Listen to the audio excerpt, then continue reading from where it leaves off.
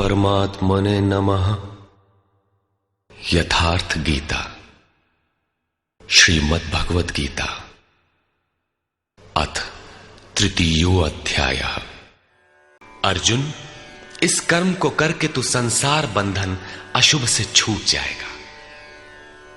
कर्म कोई ऐसी वस्तु है जो संसार बंधन से मुक्ति दिलाती है। अब प्रश्न खड़ा होता है कि वो निर्धारित कर्म है क्या। इस पर कहते हैं, यज्ञार्थात् कर्मणोऽन्यत्र लोकोऽयं कर्म बन्धनः तदर्थं कर्म कौन्तेय मुक्तसंगः समाचर। अर्जुन, यज्ञ की प्रक्रिया ही कर्म है। वो हरकत कर्म है जिससे यज्ञ पूर्ण हो। सिद्ध है कि कर्म एक निर्धारित प्रक्रिया है। इसके अतिरिक्त जो कर्म होते हैं, क्या वे कर्म नहीं है? श्री कृष्ण कहते हैं, नहीं, वे कर्म नहीं है। अन्यत्र लोकोयम कर्म बंधनः। इस यज्ञ की प्रक्रिया के अतिरिक्त दुनिया में जो कुछ भी किया जाता है, सारा जगत जिसमें रात दिन व्यस्त है, वो इसी लोक का एक बंधन है, न कि कर्म। कर्म तो मोक्ष से शुभात, अशुभ अर्थात संसार बंधन से छुटकारा दिलाने वाला है। मात्र यज्ञ की प्रक्रिया ही कर्म है। वो हरकत कर्म है जिससे यज्ञ पूरा होता है। अतः अर्जुन, उस यज्ञ की पूर्ति के लिए संग दोष से अलग रहकर भली प्रकार कर्म का आचरण कर। संग दोष से अलग हुए बिना यह कर्म होता ही नहीं। अब हम समझ गए कि यज्ञ की प्रक्रिया ही कर्म है, किंतु यहां पुनः एक नवीन प्रश्न उत्पन्न हो गया कि वो यज्ञ क्या है जिसे किया जाए। इसके लिए पहले यज्ञ को न बताकर श्री कृष्ण बताते हैं कि यज्ञ आया कहां से, ये देता क्या है। उसकी विशेषताओं पर प्रकाश डाला और चौथे अध्याय में जाकर स्पष्ट किया कि यज्ञ क्या है जिसे हम कार्य रूप दें और हमसे कर्म होने लगे। योगेश्वर श्री कृष्ण की शैली से स्पष्ट है कि जिस वस्तु का चित्रण करना है, वे पहले उसकी विशेषताओं का चित्रण करते हैं, जिससे श्रद्धा जागृत हो। तत्पश्चात वे उसमें बरती जाने वाली सावधानियों पर प्रकाश डालते हैं और अंत में मुख्य सिद्धांत प्रतिपादित करते हैं। स्मरण रहे कि यहां पर श्री कृष्ण ने कर्म के दूसरे अंग पर प्रकाश डाला कि कर्म एक निर्धारित क्रिया है। जो कुछ किया जाता है वो कर्म नहीं है। अध्याय 2 में पहली बार कर्म का नाम लिया, उसकी विशेषताओं पर बल दिया, उसमें बरती जाने वाली सावधानियों पर प्रकाश डाला, लेकिन यह नहीं बताया कि कर्म क्या है। योगेश्वर श्री कृष्ण ने कहा, अर्जुन, तो निर्धारित किए हुए कर्म को कर। अब प्रश्न उठता है कि निर्धारित कर्म क्या है जिसे हम करें। तब बताया कि यज्ञ को कार्य रूप देना कर्म है। अब प्रश्न उठता है कि वो यज्ञ क्या है।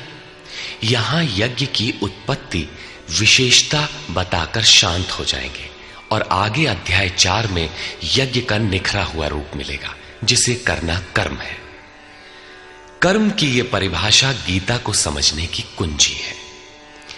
यज्ञ के अतिरिक्त दुनिया में लोग कुछ न कुछ करते ही रहते हैं। कोई खेती करता है तो कोई व्यापार, कोई पदासीन है तो कोई सेवक, कोई अपने को बुद्धिजीवी कहता है तो कोई श्रमजीवी, कोई समाज सेवा को कर्म मानता है तो कोई देश सेवा को।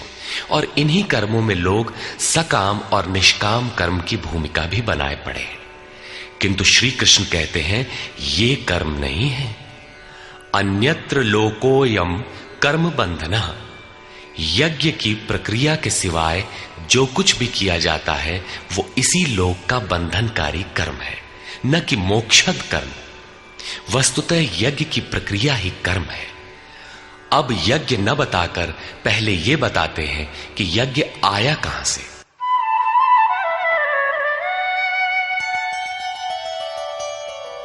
सह यज्ञाः प्रजा सृष्ट्वा पुरोवाच प्रजापतिः अनेन प्रसविष्यध्वम् केशवोस्त्विष्टकामधुक्। प्रजापति ब्रह्मा ने कल्प के आदि में यज्ञ सहित प्रजा को रचकर कहा कि इस यज्ञ द्वारा वृद्धि को प्राप्त हो। ये यज्ञ तुम लोगों को इष्ट कामधुक, जिसमें अनिष्ट ना हो, विनाश रहित इष्ट संबंधी कामना की पूर्ति करने वाला हो। यज्ञ सहित प्रजा को किसने रचा? प्रजापति ब्रह्मा ने। ब्रह्मा कौन? क्या 4 मुख और 8 आंखों वाला देवता जैसा कि प्रचलित है? नहीं, श्री कृष्ण के अनुसार देवता नाम की कोई अलग सत्ता है ही नहीं। फिर प्रजापति कौन है? वस्तुतः जिसने प्रजा के मूल उद्गम परमात्मा में प्रवेश पा लिया है, वो महापुरुष प्रजापति है। बुद्धि ही ब्रह्मा है। अहंकार शिव बुद्धि अज, मन शशि चित्त महान। उस समय बुद्धि यंत्र मात्र होती है। उस महापुरुष की वाणी में परमात्मा ही बोलता है। भजन की वास्तविक क्रिया प्रारंभ हो जाने पर बुद्धि का उत्तरोत्तर उत्थान होता है। प्रारंभ में वो बुद्धि ब्रह्म विद्या से संयुक्त होने के कारण ब्रह्मविद कही जाती है। क्रमशः विकारों का शमन होने पर, ब्रह्म विद्या में श्रेष्ठ होने पर यह ब्रह्म विद्वर कही जाती है। उत्थान और सूक्ष्म हो जाने पर बुद्धि की अवस्था विकसित हो जाती है। वो ब्रह्म विद्वरीयान कहलाती है। उस अवस्था में ब्रह्म विद्वेत्ता पुरुष दूसरों को भी उत्थान मार्ग पर लाने का अधिकार प्राप्त कर लेता है। बुद्धि की पराकाष्ठा है ब्रह्म विद्वरिष्ठ, अर्थात ब्रह्मविद की वो अवस्था जिसमें इष्ट प्रवाहित है। ऐसी स्थिति वाले महापुरुष प्रजा के मूल उद्गम परमात्मा में प्रविष्ट और स्थित रहते हैं। ऐसे महापुरुषों की बुद्धि मात्र यंत्र है। वे ही प्रजापति कहलाते हैं। वे प्रकृति के द्वंद्व का विश्लेषण कर आराधना क्रिया की रचना करते हैं। यज्ञ के अनुरूप संस्कारों का देना ही प्रजा की रचना है। इससे पूर्व समाज अचेत अव्यवस्थित रहता है। सृष्टि अनादि है। संस्कार पहले से ही है, किंतु अस्त व्यस्त विकृत है। यज्ञ के अनुरूप उन्हें ढालना ही रचना या सजाना है। ऐसे महापुरुष ने कल्प के आदि में यज्ञ सहित प्रजा की रचना की। कल्प निरोग बनाता है। वैद्य कल्प देते हैं, कोई कायाकल्प करता है। ये क्षणिक शरीरों का कल्प है। वास्तविक कल्प तो तब है जब भवरोग से मुक्ति मिल जाए। आराधना का प्रारंभ इस कल्प की शुरुआत है। आराधना पूर्ण हुई तो आपका कल्प पूरा हो गया। इस प्रकार परमात्म स्वरूपस्थ महापुरुषों ने भजन के प्रारंभ में यज्ञ सहित संस्कारों को सुसंगठित कर कहा कि इस यज्ञ से तुम वृद्धि को प्राप्त हो। कैसी वृद्धि? क्या मकान कच्चे से पक्का बन जाएगा? आय अधिक होने लगेगी? नहीं, यज्ञ इष्ट कामधुक, इष्ट संबंधी कामना की पूर्ति करेगा। इष्ट है परमात्मा। उस परमात्मा संबंधी कामना की पूर्ति वाला है। प्रश्न स्वाभाविक है कि यज्ञ सीधे उस परमात्मा की प्राप्ति करा देगा अथवा क्रम क्रम से चलकर।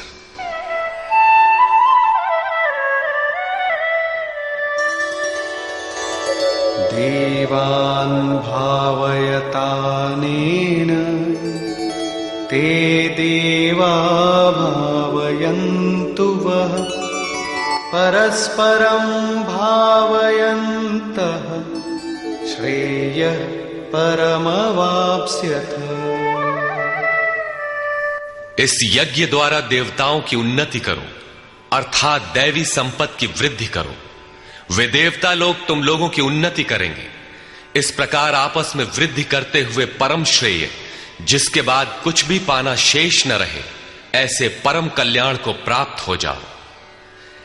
ज्यों ज्यों हम यज्ञ में प्रवेश करेंगे, आगे यज्ञ का अर्थ होगा आराधना की विधि।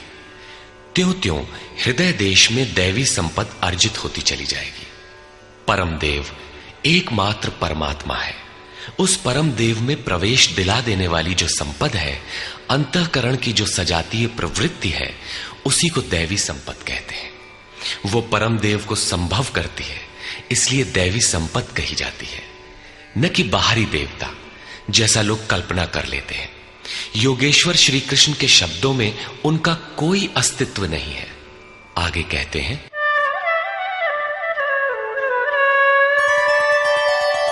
इष्टान् भोगान् हि वो देवा दास्यन्ते यज्ञभाविताः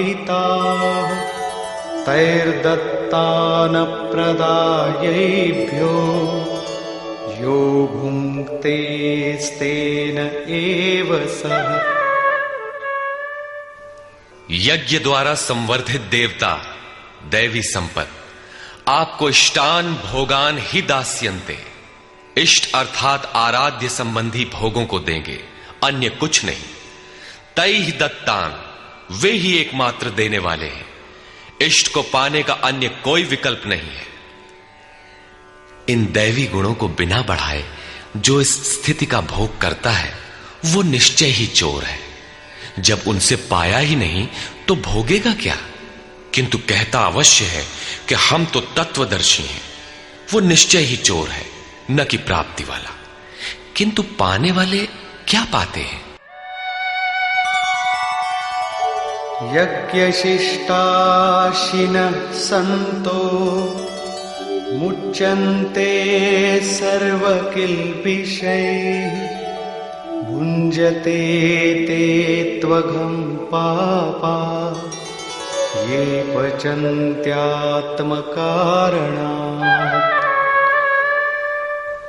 यज्ञ से बचे हुए अन्न को खाने वाले संतजन सब पापों से मुक्त हो जाते हैं। दैवी संपत्ति की वृद्धि करते करते परिणाम में प्राप्ति काल ही पूर्ति काल है। जब यज्ञ पूर्ण हो गया तो शेष बचा हुआ ब्रह्म ही अन्न है। इसी को श्री कृष्ण ने दूसरे शब्दों में कहा, यज्ञ शिष्टामृत भुजो यान्ति ब्रह्म सनातनम। यज्ञ जिसकी सृष्टि करता है उस अशन को पान करने वाला ब्रह्म में प्रविष्ट हो जाता है। यहां वे कहते हैं कि यज्ञ से शेष बचे हुए अशन को, ब्रह्म पीयूष को पान करने वाला सब पापों से छुटकारा पा जाता है। संत जन तो छूट जाते हैं, किंतु पापी लोग मोह के माध्यम से उत्पन्न शरीरों के लिए पचते हैं। वे पाप खाते हैं। उन्होंने भजन भी किया, आराधना को समझा, अग्रसर भी हुए, किंतु बदले में एक मीठी सी चाह पैदा हो गई कि आत्म कारणात् शरीर के लिए और शरीर के संबंधों को लेकर कुछ मिले। उसे मिल तो जाएगा, किंतु उतने भोग के पश्चात वो अपने को वहीं खड़ा पाएगा जहां से चलना प्रारंभ किया था। इससे बड़ी क्षति क्या होगी? जब शरीर ही नश्वर है तो इसके सुख भोग कब तक साथ देंगे? वे आराधना तो करते हैं, किंतु बदले में पाप ही खाते हैं। पलटि सुधाते सठ विष लेहि, वो नष्ट तो नहीं होगा किंतु आगे नहीं बढ़ेगा। इसीलिए श्री कृष्ण निष्काम भाव से कर्म भजन करने पर बल देते हैं। अभी तक श्री कृष्ण ने बताया कि यज्ञ परम श्रेय देता है और उसकी रचना महापुरुषों द्वारा होती है, किंतु वे महापुरुष प्रजा की रचना में क्यों प्रवृत्त होते हैं? इस पर कहते हैं,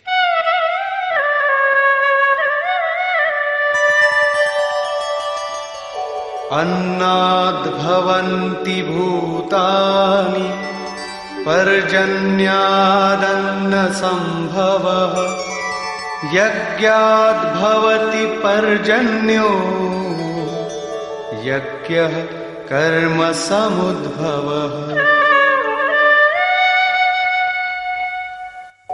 कर्म ब्रह्मोद्भवं विद्धि ब्रह्माक्षर समुद्भवम् तस्मात् सर्वगतं ब्रह्म नित्यं यज्ञे प्रतिष्ठितम्।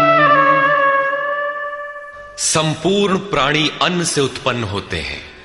अन्नम ब्रह्म व्यजानात्, अन्न परमात्मा ही है।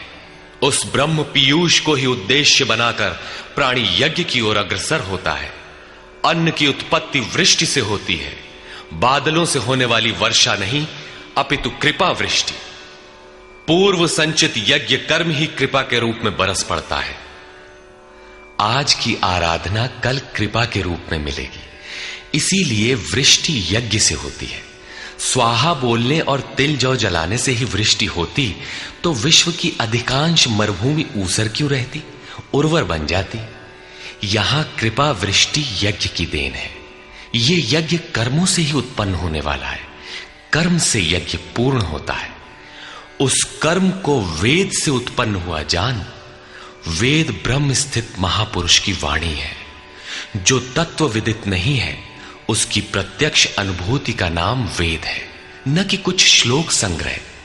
वेद अविनाशी परमात्मा से उत्पन्न हुआ जान। कहा तो महात्माओं ने, किंतु वे परमात्मा के साथ तद्रूप हो चुके हैं। उनके माध्यम से अविनाशी परमात्मा ही बोलता है। इसलिए वेद अपौरुषेय कहे जाते हैं। महापुरुष वेद कहां से पा गए? तो वेद अविनाशी परमात्मा से उत्पन्न हुआ। वे महापुरुष उससे तद्रूप हैं। वे मात्र यंत्र हैं। इसलिए उनके द्वारा वही बोलता है, क्योंकि यज्ञ के द्वारा ही मन के निरोध काल में वो विदित होता है। इससे सर्वव्यापी परम अक्षर परमात्मा सर्वदा यज्ञ में ही प्रतिष्ठित है। यज्ञ ही उसे पाने का एकमात्र उपाय